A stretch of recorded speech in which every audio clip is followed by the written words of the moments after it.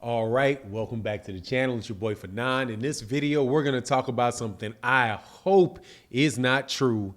Rumor has it that Terence Crawford is considering re-signing on a one-fight deal with Bob Arum and Top Rank to fight Josh Taylor. Said it before, but also got a little bit of a cosign from some people that I talked to whose opinion I do respect very, very much. And let me tell you, that may not be that smart a move. Let's talk about that in this video.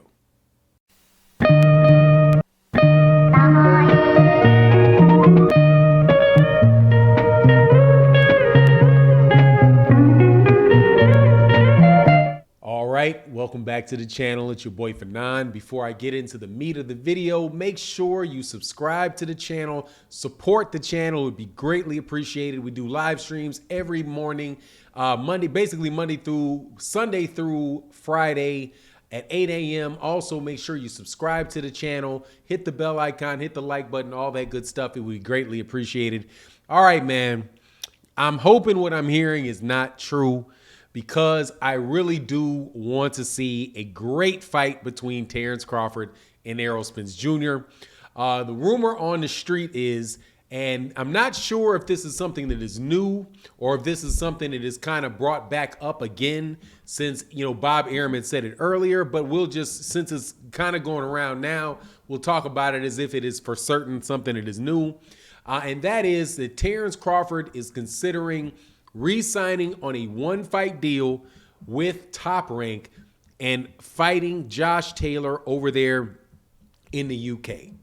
All right, now, or at least he's considering fighting Josh Taylor. I don't know about the fight, about whether or not that would take place in the UK or not, but I know when Bob Arum had made mention of it right after the Terence Crawford-Sean Porter fight, that he said that they should do that fight over there in the UK because, of the amount of money that they could make selling out a stadium, wherever it is in the UK that Josh Taylor is from.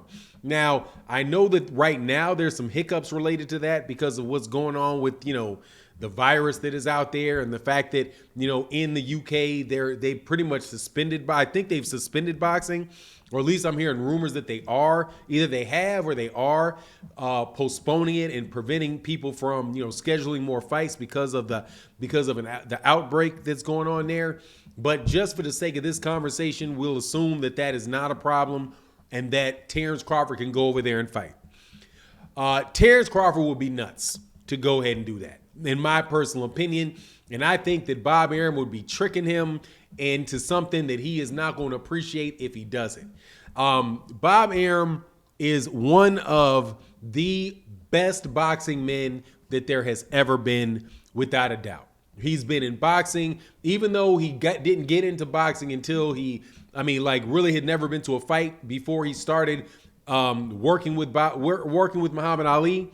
So he's not a lifetime long boxing guy, but seeing as he's been in boxing for 50 years, he's been there in my entire lifetime. And the matchmakers that work with Bob Arum are most definitely some of the best dudes in the business.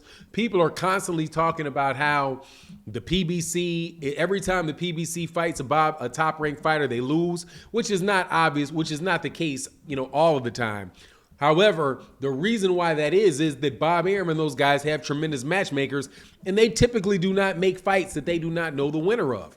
If Bob Arum is excited about a fighter, about a fight taking place, you should immediately start trying to figure out what Bob Arum's interest in that fight is, and because then you'll know, okay, this is more than likely what their matchmakers are thinking. And I'm telling you, I know that I'm pretty decent at picking boxing matches, but I'm telling you, those guys over there at Top Rank those dudes know how to matchmake. So if they are interested in a fight between Terence Crawford and Josh Taylor to the point where they're really pushing for it, you better believe there's something that they believe that they see in Josh Taylor or that they see in Terence Crawford that is telling you that that fight is going to go the way that works out best for top-ranked boxing. And that, in my opinion, is a win for Josh Taylor. So most people would say no way in the world, and I'm done because I know this to be the case. A lot of people will say that that's crazy because I've heard that in the live stream when I've said that. I've said it before, and I'm going to say it again. If Terence Crawford goes over to the UK and fights Josh Taylor in the UK, he is going to need a knockout to get a draw against that guy. Definitely, if that fight goes to the cards, Josh Taylor is going to pull that fight out if he goes over there to the UK. And the thing that bothers me about it for that fight is that going overseas, going over to the UK, Josh Taylor, first of all, if you've seen Josh Taylor stand next to Terence Crawford, Josh Taylor is probably a guy that should already be fighting at welterweight. And I have a suspicion, this is my suspicion, it's not anything he's tested positive for, but we know that people are using the rules of boxing to their benefit. And Billy Joe Saunders, when he's in fights over there in the UK, was very, very good at losing a bunch of weight based off the use of diuretics. And I'm believing that Josh Taylor is having a lot of help getting himself down to that 140 pounds, because he's probably walking around when he and Terence Crawford were talking to each other in while they were both in Dubai.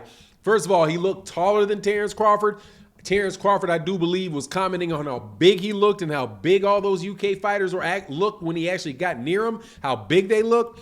That's because those guys are draining down with the use of diuretics, which is legal over there. So you get all of those things combined, to me, spell trouble. One, Bob Arum actually wants to fight. Bob Arum knows the top that Terence Crawford is what, he's 34, going on 35, might be 35 not by the next time he fights. I think he'll still be 34 the next time he fights. I think Josh Taylor is somewhere around 29 or 30 years old.